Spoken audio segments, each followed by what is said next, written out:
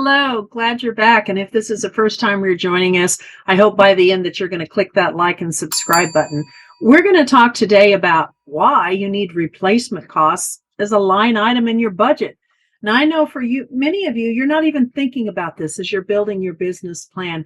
You kind of take it for granted. You're going to replace your car periodically, or yeah, I'm going to replace printers or whatever, but you never really plan for it. And for some of you that have very large ticket items that suddenly have to be worked into the cash flow, this can be a problem.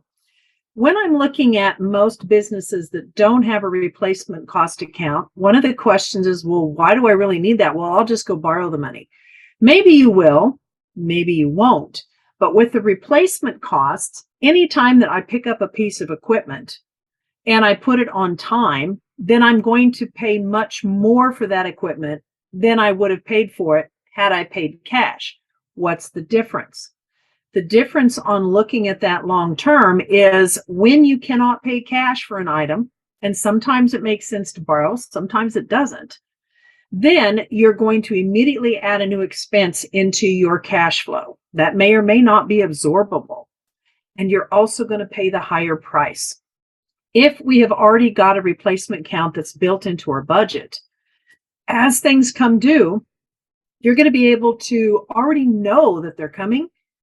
When we build the replacement costs into our budget, it's a known expense. Just like you're going to pay the light bill, you're going to pay salary, wages, contractors, in supply, whatever it is, but we're going to try and control that expense over the long term.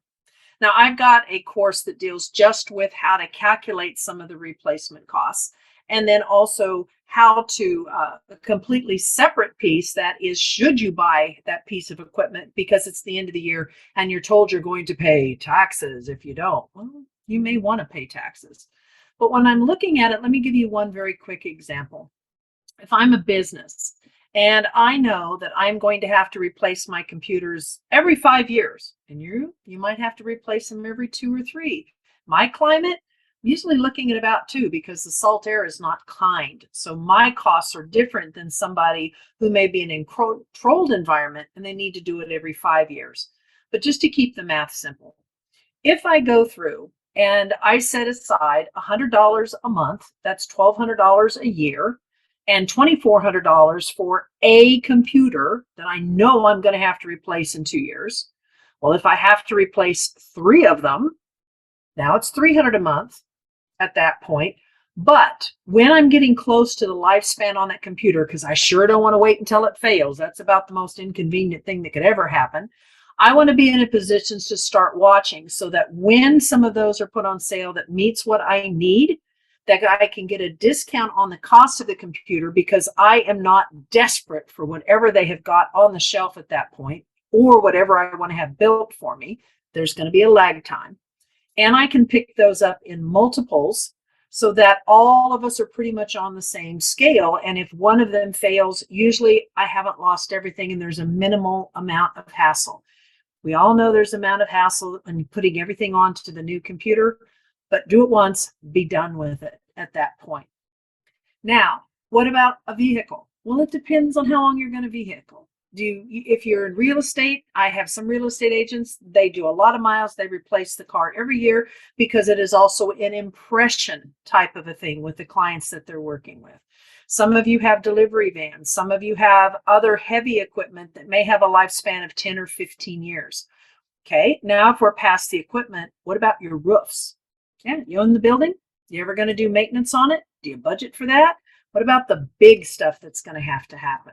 So by budgeting for the replacement costs as part of your normal operating expenses, you are not going to be caught by surprise by any of these things. And if something does happen that you really hadn't anticipated, you got a little bit of a buffer and you can build that back in and you can adjust it.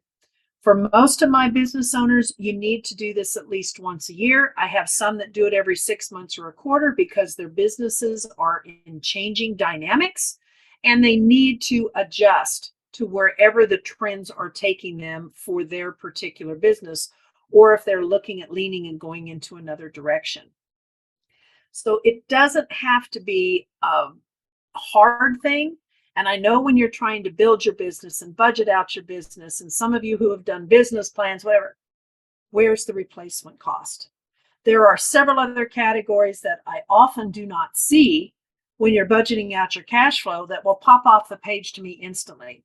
And those can be some of the things that trip up your business, and they can affect your profitability, because not having that built into your profitability equation means that you may be pricing your goods and services at a lower amount than you need to in order to make a profit, because we're leaving some of the things out of our pricing equation that take the profit out of the business and put us in a loss.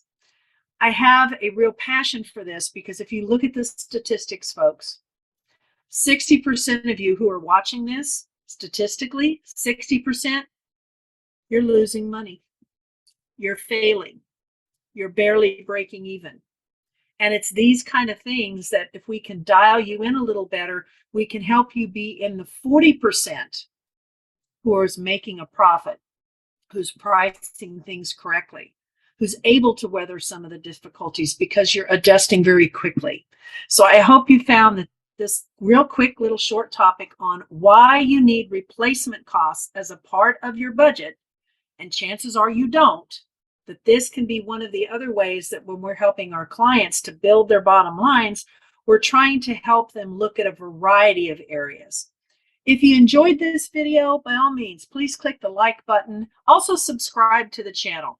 I'd love to hear some of your comments. And if you have some other topics that we'd like to address, shoot me an email.